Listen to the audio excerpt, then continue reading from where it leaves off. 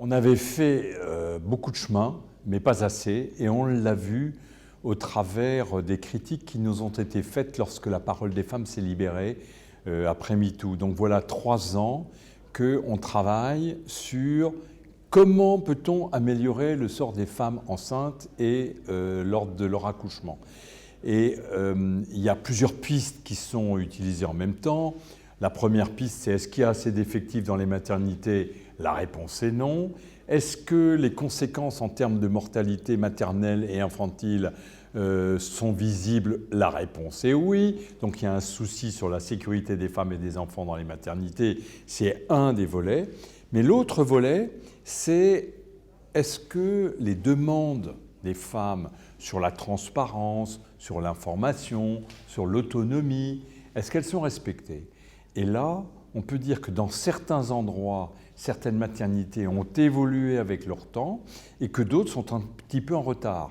Par exemple, une femme qui entre dans une maternité, elle doit savoir quel est le taux de césarienne de cette maternité, quel est le taux d'épisiotomie de cette maternité. Elle doit avoir une carte d'identité de la maternité, transparence.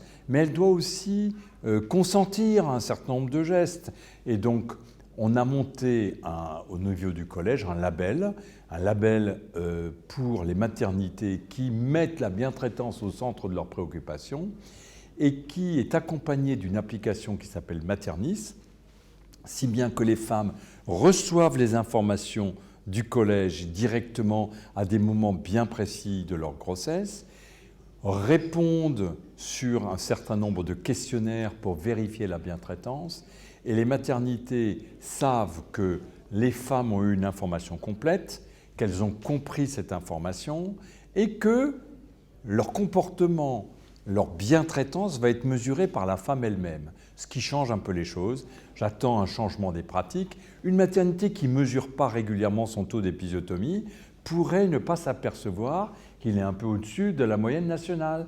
Une maternité qui ne mesure pas son taux de césarienne peut avoir le même petit dérapage. Et donc là, le fait que ces taux soient mesurés, que les femmes en soient informées, qu'elles reçoivent l'information et que surtout dans les maternités on fasse de la formation à la bientraitance, tout ça est très important et de nature à amener des maternités qui sont dans le désarroi parce qu'il n'y a pas assez de personnel, etc., à quand même faire en sorte que la bientraitance soit au centre des préoccupations.